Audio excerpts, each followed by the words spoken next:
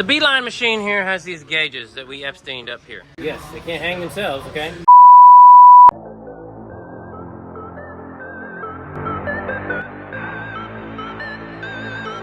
Now let's talk about alignments. A lot of people think they know something about alignments. Maybe they do, maybe they don't. Here's the thing, if the frame's not straight, the alignment will never be right. But if the frame is straight, how's it gonna eat tires? That's why it's always good to have a 3-axle alignment done. Now if the rear alignment is off considerably, your steering wheel will be offset one direction or the other. I know you guys' time's valuable, but if you stay with me for a few more minutes, I'm gonna go ahead and pull this truck up. We're gonna do the alignment on it right now. First thing I gotta do, I gotta push this damn machine back.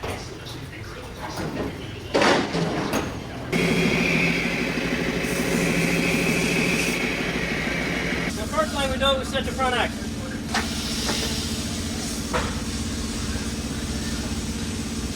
Now, normally I would check parts, but I've already replaced them. Where's Bob? Over here laying down on the toolbox like most mechanics. Now on this truck, because it was in a collision, I've replaced both springs. That knuckle, as you can see, that knuckle's new. Kingpin, bushings, everything. Steering arm, drag link, tie rod tube assembly, and the shocks. And yes, I left the shock bolts loose. I probably should tighten those up. Let's talk about parts real quick. Most of you have to get parts for your truck. Well, what better place to look than finditparts.com? But check out this website. Our own parts department has used that website here to find parts. Very simple, very easy to use website. No hassle return, express shipping, verified inventory, and genuine parts. Affiliate marketing is one way that I try to make a little extra money. So if you guys are already buying parts from this app, go ahead and use my code BWB25 for $25 off of purchases over $250 or more. BWB50 for $50 off purchases over $500. If you can't find it, just hit the help button. They have experienced guys that can come in and help you find what you're looking for. I mean, if you're already going to buy the parts, might as well save a little bit extra money.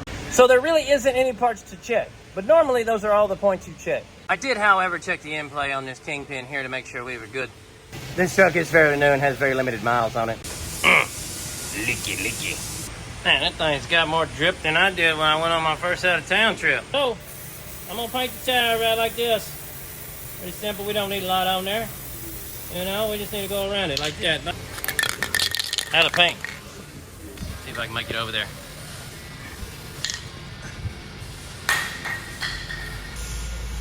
Nope. Oh well, somebody else will pick it up. Richard! White paint all the way across the shop over here. We'll just take somebody else's paint. So I can do this one-handed with the, let me take this thing here. It's pretty simple to set and tow. A lot of these alignment companies, all they're doing is set and tow. So they're charging you several $100s to set tow on these damn things, you know what I mean? You just gotta hold that on there and put that line on there just like that, right?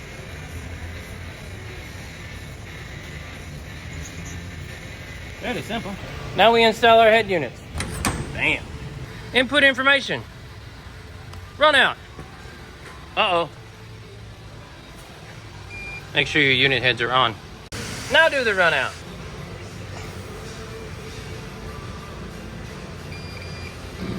Set the truck down.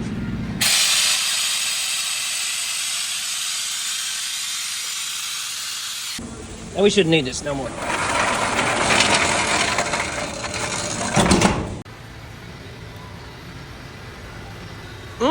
Toe is a little off. That's because I put a new tie rod tube assembly on there. So let's adjust that real quick. That has to be kind of close because it will throw your camber angle off.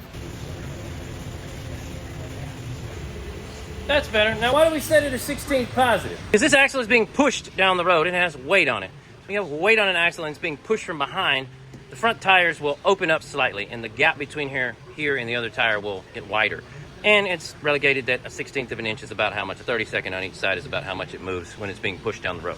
Now our camber change, these are actually pretty good camber numbers. This is an 8 high, but we're not gonna put all that stuff on and adjust this down 1/8 of a degree. So we're gonna leave it like that. You take a caster measurement here.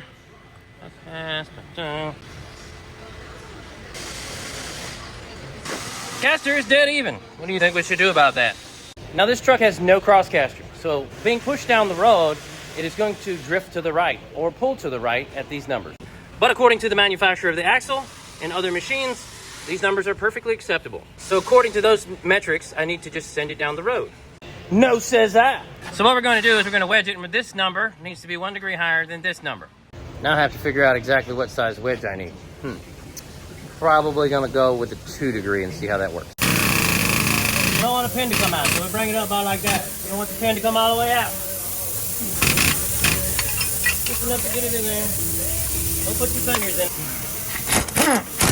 You want it to be tight.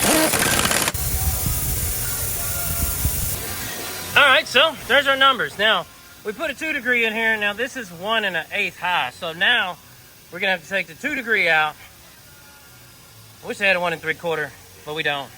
All right, so with a little bit of negotiation, we wound up with a 7/8 degree split, which is sufficient. We don't want to be over, but we had to do a little bit of finagling, so just like the price is right. You want to get as close to $1 without going over. I was just gonna bypass the torquing because I need to torque the U-bolts, and I'll show you guys how we do that real fast though. We don't understand what torquing U-bolts looks like, I guess. I'm sure a lot of you know what it looks like, but not everybody does. So these nuts, they torque in a step-up thing, and I'm not going to go through that all day. I'm just going to do final torque is 375. Tightening torque U-bolts. Now this is only for this type of U-bolt, right?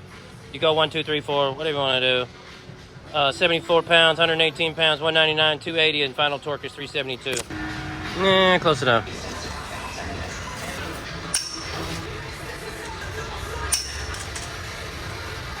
Right on in.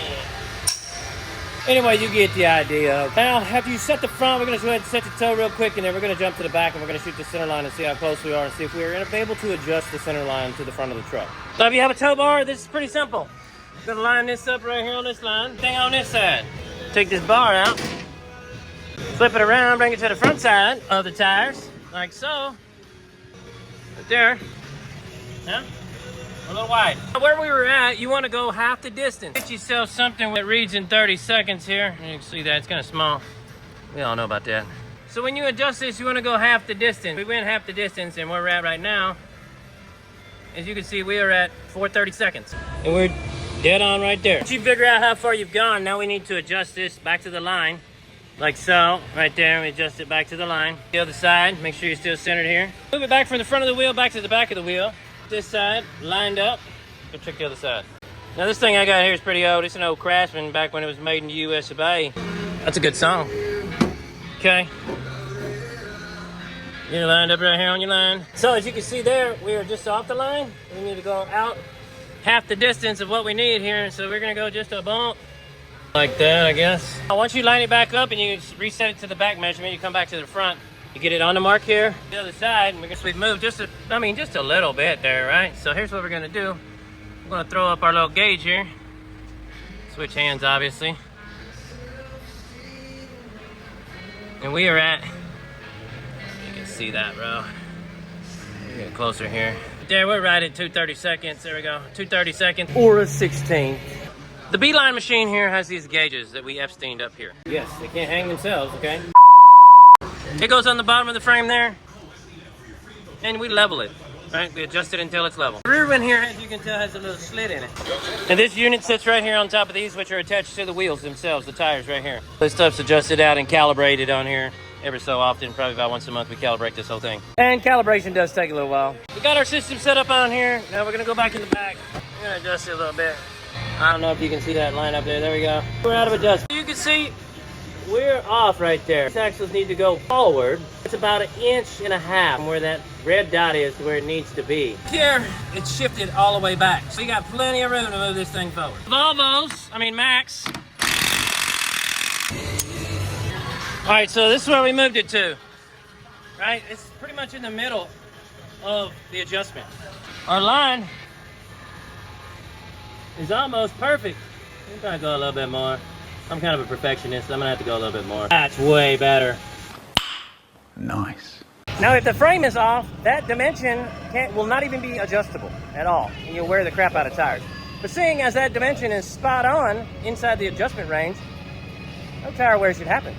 And we have plenty of room for this to be adjusted later as the bushings wear or anything like that. After you torque this, I always put this line on here so that way the driver can see, you know, going down the road or whatever, you pull over, he can see. If this moves at all, he knows his alignment could be off. But Devin, you say you got to move all this stuff to the front axle now? No, not at all. We got this thing right here. It goes from those little holes right there. Look at there. Right here, you got to adjust it a little bit. You got it snug and it's in there just going in. Bring it over here, put it right there. Come over here. Look at that. We got to go way forward, don't we? All right, so come down here. Now we're going to go. You got to make sure that your brakes are released, otherwise this isn't going to work. We're gonna go approximately to the same point as the other side, right? The one in the back, we're gonna put it close and then measure it again. All right, so we come back to this other side. We adjust it so it fits in there without grabbing. We put it over here, right here. Oh yeah, perfect. On our front one, you notice we're straight up and down, so we're dead center of the adjustment. And our frame is perfectly straight. It's almost if it's back at original OEM specifications. All right, so there we go. Once you straighten your truck, set the alignment, the truck should drive straight down the road. What we're gonna do now is, well, we're gonna take it for a spin after we put all the mechanical stuff back on, obviously. Drive it down the road, send it to the steering wheel, see how it drives. Probably drives pretty good, almost guarantee you. Anyway, I appreciate everybody watching. Like all the likes, comments, shares, all that good stuff. I hope you guys learned something from this. Hope you guys had a good laugh. I appreciate everybody that's been buying merch, you know, Bob Pointer Fingers and all that stuff, and hats and shirts. Man, I really appreciate it. It's really awesome.